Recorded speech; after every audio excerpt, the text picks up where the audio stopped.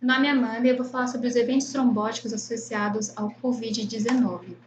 Então, a síndrome respiratória aguda grave causada pelo vírus SARS-CoV-2, ela é caracterizada por parâmetros anormais de coagulação que muitas vezes estão relacionados a eventos fatais nos pacientes.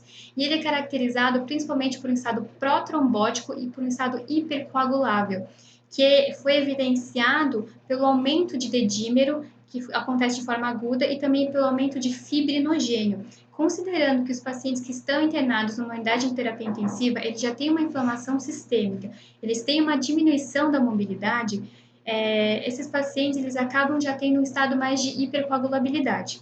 O que acontece é que tem se relacionado o estado hipercoagulável do COVID com piora da inflamação sistêmica e com piores desfechos dos pacientes. Foram realizadas autópsias de pacientes que foram diagnosticados com Covid-19 e foi identificada a presença de tromboses micro e macrovasculares na circulação cardiovascular e na circulação pulmonar também, sendo que a frequência de algum evento de tromboembolismo venoso, desde TVP, desde trombose venosa profunda até tromboembolismo pulmonar, em pacientes críticos foi de 25% a 27%. Os objetivos desse trabalho foi descrever a prevalência de eventos trombóticos em pacientes críticos com Covid-19. Foram avaliados 248 pacientes que estavam internados na unidade de terapia intensiva de um hospital de grande porte localizado na zona sul de São Paulo, entre o período de março a junho de 2020. Esses pacientes eles tinham um diagnóstico confirmado de Covid pelo RT-PCR. E o que foi feito foi uma análise dos prontuários desses pacientes com relação aos eventos trombóticos e seus principais fatores de risco. Então, o que foi feito?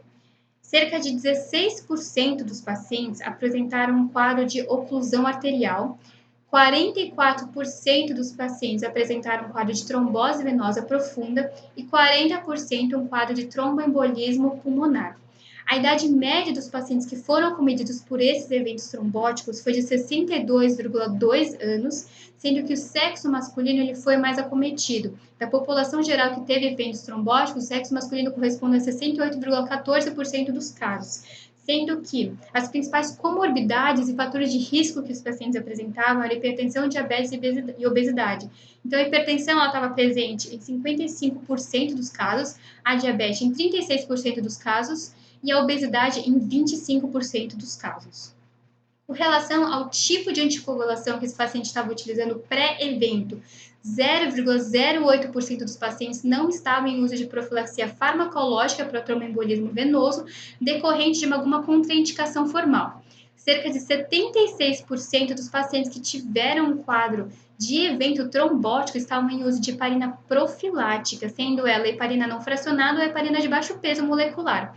E 16% dos pacientes estavam em uso de anticoagulação plena.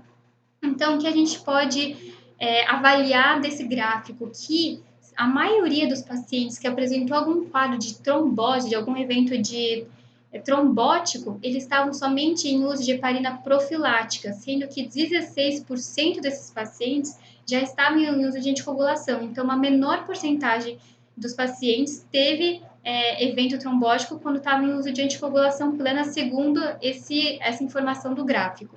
E o dedímero médio desses pacientes que tiveram um evento trombótico foi de 17.736. Então, o que a gente pode concluir? Que a Covid-19 ela causa um efeito protrombótico nos pacientes, então ela gera um quadro de hipercoagulabilidade e sempre tem que se avaliar o paciente de forma clínica e laboratorial com relação ao início ou não de uma anticoagulação plena, porque muitas vezes um evento trombótico ele é fatal e ele poderia ter sido evitado. Então, sempre tentar avaliar essa com relação à anticoagulação desse paciente, se vai ser plena ou sistêmica, mas quando o paciente tiver condições clínicas e não tiver contraindicações, sempre indicar realizar profilaxia farmacológica também para esse paciente, em vigência desse quadro de hipercoagulabilidade, como uma parte da terapia utilizada na prática diária de UTI.